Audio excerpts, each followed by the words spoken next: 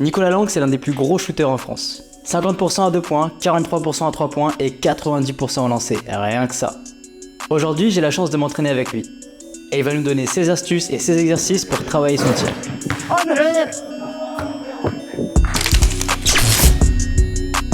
La vidéo sera en 3 parties. Je vais réaliser ses exercices, on va faire un Lucky Luke, et pour finir, il répondra aux questions que vous lui avez posées. Avant de commencer, est-ce que tu savais qu'aujourd'hui c'est le début de l'été? Et si tu veux augmenter ta détente pour choquer tout le monde à la rentrée, c'est ici que tu dois être. 200 personnes ont commencé mon programme de détente et certains ont déjà des résultats.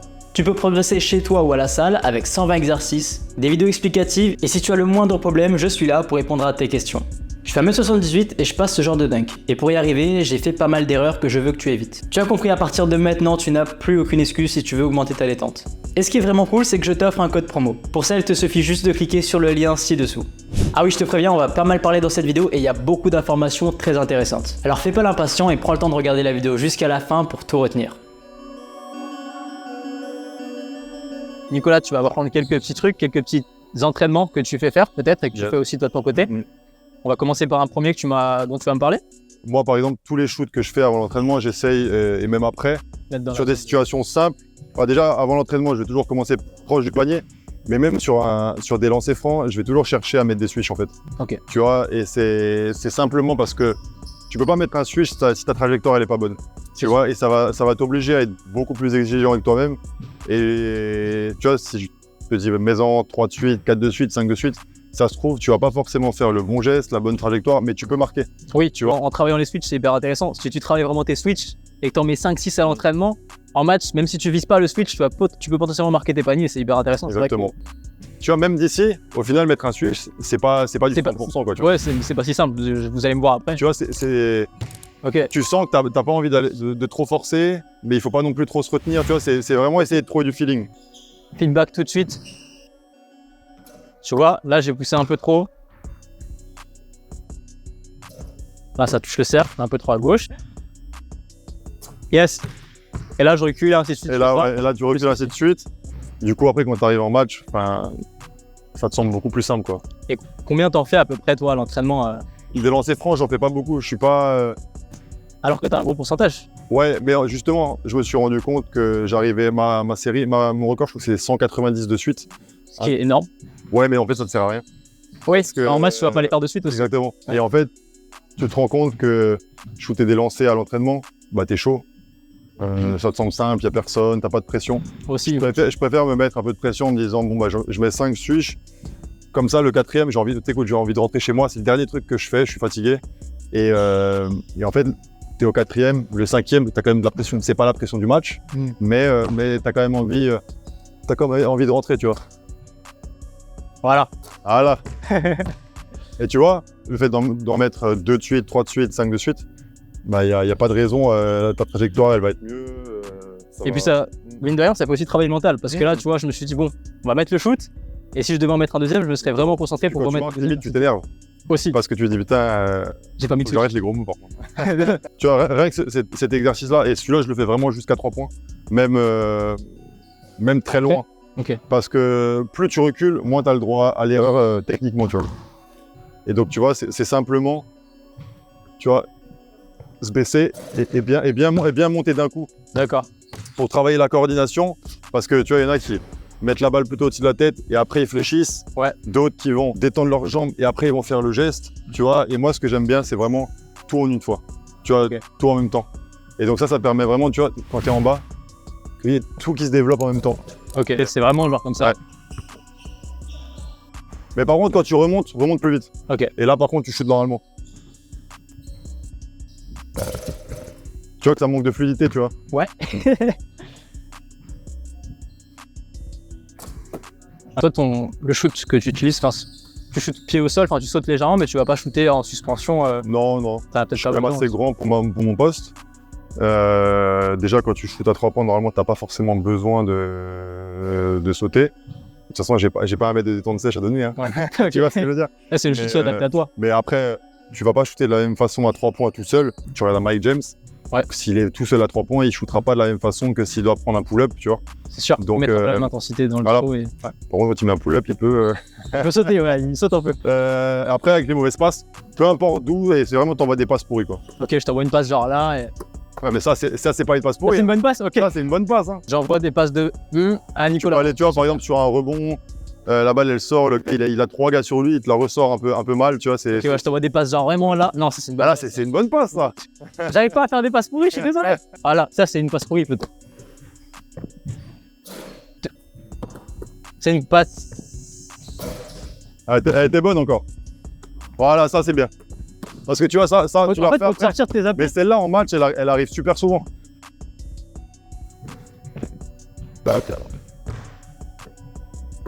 Ok.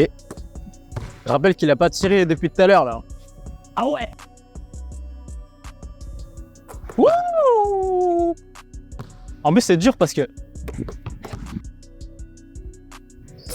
Tu vois, c'est complexe hein. Et est-ce que tu peux le faire ça tout seul? À l'arrière, c'est toujours mieux de. Tu vois, rien te laisser que la prendre là, et tu peux très bien te l'envoyer comme ça. À partir du moment où tu l'as, très vite, regarder l'anneau pour se situer, quoi. Tu vois, C'est intéressant parce que qu'est-ce que toi tu regardes? Est-ce que tu regardes le cercle quand tu reçois la balle ou tu regardes le cercle avant même de recevoir la balle?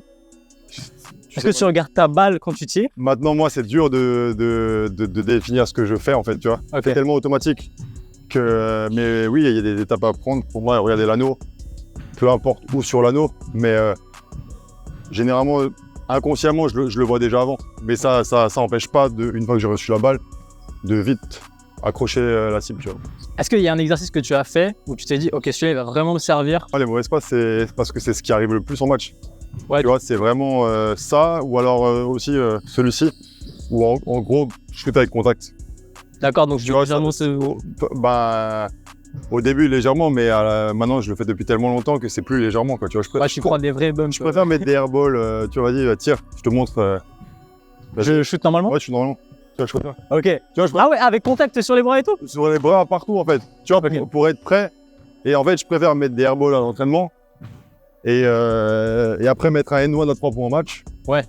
Et puis même des fois, tu vas être un peu touché, tu vas avoir un peu l'habitude. Et en fait, ça va plus te gêner. Ou alors, tu vas avoir toujours quelqu'un. Ouais, légèrement, C'est très c'est rare, sur les côtés. C'est très rare que je sois vraiment seul. Il y aura toujours quelqu'un qui va être là. Et une main au Qui va passer là. Bah, tu vois, t'es pas toujours obligé de toucher. Rien que le fait de. Je te touche 10 fois. Si la 11e fois, justement, je fais semblant de te toucher, mais je reste là. Je vais être méfiant, ouais. Je vais rester là. Ça va être bizarre pour toi d'être seul d'un coup, tu vois. Ouais, c'est vrai. Donc c'est un peu penser à toutes les situations et ça, mais celui-là, il m'a vraiment beaucoup aidé, ouais. Ça, c'est quelque chose aussi à mettre en place peut-être pour les joueurs déjà un peu plus confirmés. Clairement. Ouais. Clairement. Au début, enfin, je sais pas, un joueur de 12-13 ans, il va peut-être pas travailler là-dessus. Non, là-dessus, bien sûr que non. Il faut commencer par toutes les bases, tu vois, mais ce qu'on montrait avant sur la coordination, si ton shoot, il est déjà un peu en place, c'est super important, tu vois. Monsieur Rose est ici maintenant, il nous a accompagnés, voilà. Le sosie de Kairi, toujours avec Nicolas Lang. C'est parti, Lucky Luke, on va commencer en lancer franc et après on va enchaîner avec les 3 points.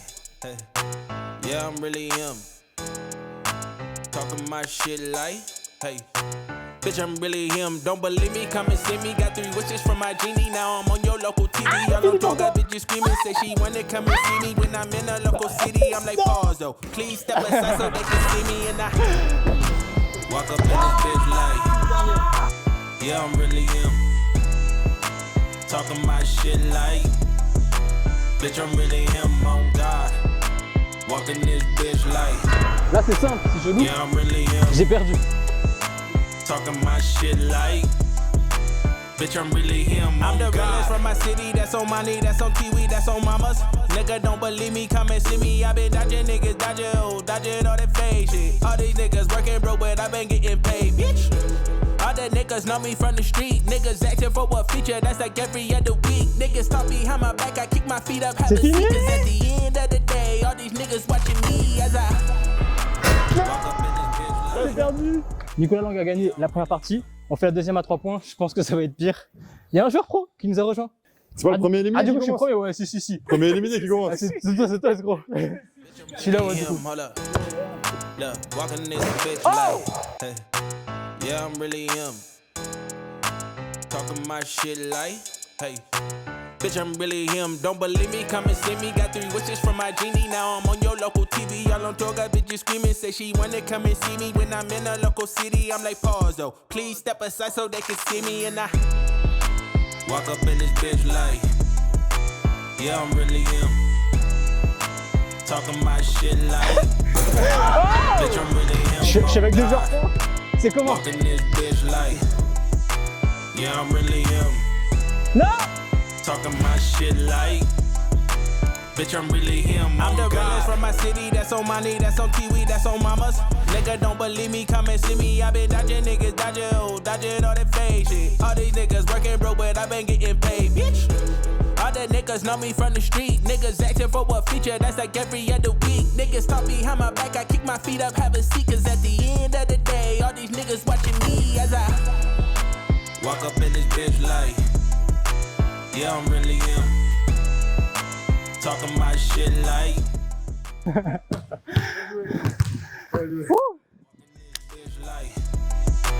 Yeah, I'm really him. Talking my shit like. Bitch, I'm really him. Oh non! C'est quoi ça? Celui-là était grave bien. Bien joué. Quel a été ton parcours jusqu'ici, ton parcours basket et scolaire? Bah moi j'avais mon père qui jouait à un bon niveau quand même. Moi j'ai encore des souvenirs, tu vois, d'avoir accès à une salle avec lui. Simplement, tu vois, pour avoir passé des moments privilégiés avec ton père.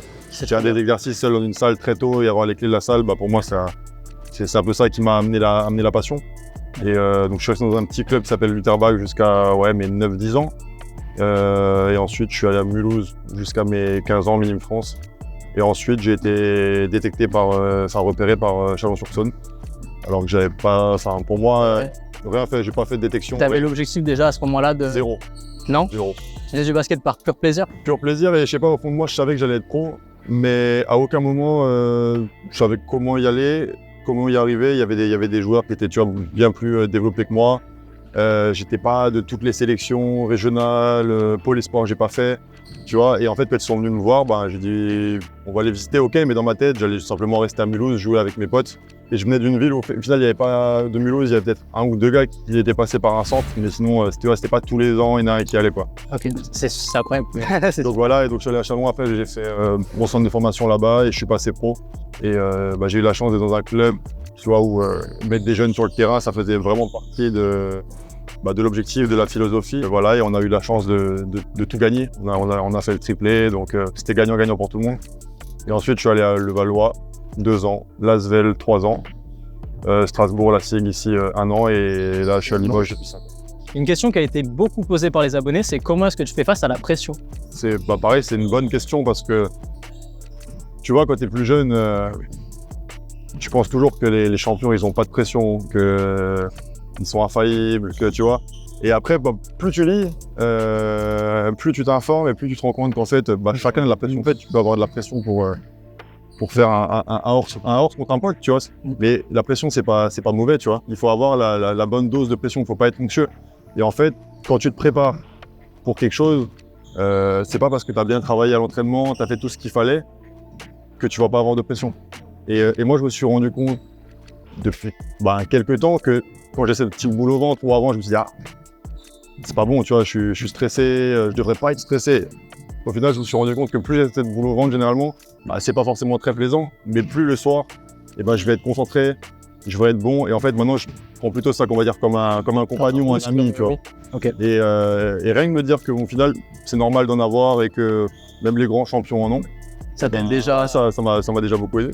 Dans ta carrière, tu t'es vraiment concentré beaucoup sur le shoot, dans tes exercices, dans ce que tu fais depuis que tu es jeune. Je pense que c'est aussi ça que la communauté cherche à savoir, c'est est-ce que si par exemple un joueur lambda qui n'est pas forcément un bon shooter peut devenir un très bon shooter en travaillant dur? Moi je suis sûr que oui. Tu vois, j'ai joué avec un joueur qui s'appelle Charles Cahudi. Ouais. Il a cette réputation, tu vois quelqu'un de costaud, défenseur. Longtemps, je pense qu'on lui a un peu collé la réputation. Du coup, défenseur, costaud égale mauvais shooter, tu vois. Oui. Je pense que la plupart des gens, ils voient Charles à l'entraînement, ils seraient surpris comment il a droit, tu vois. Et mais tu sens que c'est un shoot qui a été travaillé, tu vois. Oui. Et il a fait ce qu'il faut, il a mis des heures et des heures, techniquement, tu vois. Ouais, Et donc moi, je suis persuadé que dans la vie, c'est du basket, mais même autre chose. Mais par contre, oui, si tu as un peu moins de facilité, moi, il y a des choses sur lesquelles j'ai moins de facilité, il va me falloir encore beaucoup d'heures, tu vois. Mais si tu veux, pour moi, il n'y a pas de raison que tu puisses pas devenir un bon shooter. Avant un match, quel est ton état d'esprit? Juste vraiment me concentrer sur l'échauffement 1h30 avant, tu vois. Je vais pas forcément penser au match parce que je dépense beaucoup trop d'énergie, tu vois. Quand j'étais plus jeune, j'ai fait beaucoup d'erreurs en essayant tout le temps à l'échauffement de vouloir marquer, de dire c'est hyper intéressant. C'est bon, je suis chaud, quoi, tu vois. Je suis chaud, je vais faire un bon match. Après, tu te rends compte que tu sors du match, tu te dis ah putain, à l'échauffement, pourtant j'étais chaud, quoi. Ouais. J'ai tout coupé, quoi. C'est exactement. Et d'autres matchs et tu te dis non, je me sens pas bien. Et en fait, tu te rends compte que moi maintenant mon échauffement, je le fais. Mais c'est pour m'échauffer, c'est pas pour me rassurer, c'est pas pour, tu vois. Par exemple, quelle est une journée dans ta vie, ça serait quoi? Bah déjà, tu te lèves tôt parce qu'il y a des enfants. Ouais, déjà. 7 heures, après ça dépend si tu as un entraînement ou 2 entraînements. Sur un entraînement, ça va être une demi-heure avant, faire mes routines d'activation, strapper. Et moi, je m'entraîne beaucoup plus individuel après l'entraînement. Je vais être fatigué pour m'entraîner, tu vois. Et après, par contre, après chaque entraînement, j'ai ma routine qui, elle, est réglée selon le jour de la semaine, tu vois. Sur des situations, sur... Tu as différentes routines au final. Ouais, mais ça reste un peu toujours le même cadre, mais que j'adapte selon le jour de la semaine. C'est sûr que si un lundi, je vais pas faire pareil qu'une veille de match. Oui. Ça va être aussi selon la défense que je vais voir la semaine. J'essaie, tu veux faire beaucoup de vidéos chez moi, où je vais un peu regarder la défense adverse. Tu fais de l'analyse vidéo sur toi, mais aussi sur les adversaires. Ouais, sur moi et sur les adversaires, parce qu'au final, un entraîneur, il va analyser l'équipe adverse. Moi, je dois analyser... les joueurs que tu affrontes. Pour moi, je suis plus dans l'attaque que la défense, tu vois. Ouais, ok. J'analyse plus ce que je peux faire en attaque. Mais tu vois, le dernier match que j'ai joué contre ce coach-là, comment il a défendu sur moi. Dernière fois qu'ils ont joué un joueur dans ce profil, dans mon profil, qu'est-ce qu'ils ont fait en défense. Ça veut pas dire que ça va forcément arriver, mais je suis prêt et toute la semaine, je vais un peu m'entraîner de cette façon-là, quoi. Si tu pouvais reparler au Nicolas Lang qui avait 12-13 ans, ouais. Quel serait le meilleur conseil que tu pourrais lui donner? Mais je lui dirais, écoute, au final, tant que tu continues à travailler, il va y avoir des hauts, des bas, des blessures, des bons matchs, des mauvais matchs. Et pour le plus jeune, limite vers les 18 ans, je lui dirais attention plus aux bons moments qu'aux mauvais, tu vois. Parce que les mauvais, je sais que tu as le caractère pour tenir. Les bons, est-ce que des fois, tu vas pas t'enflammer et penser que, tu vois, c'est simple. Toujours rester un peu exactement. Dans l'entre-deux. Parce que les bons moments, c'est là où des fois, tu t'enflammes trop vite et tu te brûles les ailes. Ah ouais, moi je me souviens, les premiers bons matchs en pro, je me balade dans la ville le lendemain. T'es jeune, t'es juste en train de vivre un peu ton rêve, tu vois, de bien jouer à un niveau professionnel. Maintenant, et c'est aussi pour ça que pendant des années, tu vois, ça fait 4-5 ans que tout le monde me parle de ma régularité. Mais pendant des années, je pouvais en mettre 30 et je pouvais en mettre 0. Tu vois, et ça, c'est quelque chose qui sur une saison, bah, c'est dommage, tu perds des opportunités. C'est impossible. Si t'es neutre et stable et que tu fais ce qu'il faut de faire le yo-yo comme ça, tu vois. Donc, voilà. Du coup, il fallait qu'on parle aussi de quelque chose de très intéressant. Tu es dans la formation. Ouais. Est-ce que tu peux en parler un petit peu plus? Du coup, j'ai décidé de lancer une structure qui s'appelle LAM Basketball. Bon, pour longue performance basketball, en gros. Et pour accompagner les jeunes, mais vraiment d'un point de vue joueur à joueur. Tu vas pas coach à joueur. Vraiment, tu vas partager l'expérience sur un tas de projets. Là, je vais lancer une masterclass sur le foot en août. Trop bien. Je vais accompagner des joueurs. En fait, je vais aussi accompagner des joueurs à distance sur les entraîner un peu comme moi je m'entraîne, comment je structure mon entraînement. Tu vas entraîner individuellement certains joueurs, ça veut dire? Ouais, là, derrière ça, j'aimerais, une fois que j'aurai arrêté le basket, tu vois, lancer d'autres projets plus grands, mais toujours grâce à la basketball. Trop bien. Il y a un compte Instagram peut-être? Ouais, on a un compte Instagram. Allez vous abonner. Merci pour tout. Franchement, c'était trop cool. Merci beaucoup. Franchement, vous avez eu des conseils de fou de la part de Nicolas Lang, un gros sniper. Et il y a eu des exercices super intéressants. Je sais pas quoi dire. Abonnez-vous, likez, commentez. Et puis on se retrouve pour une nouvelle vidéo. À bientôt. Handle your game.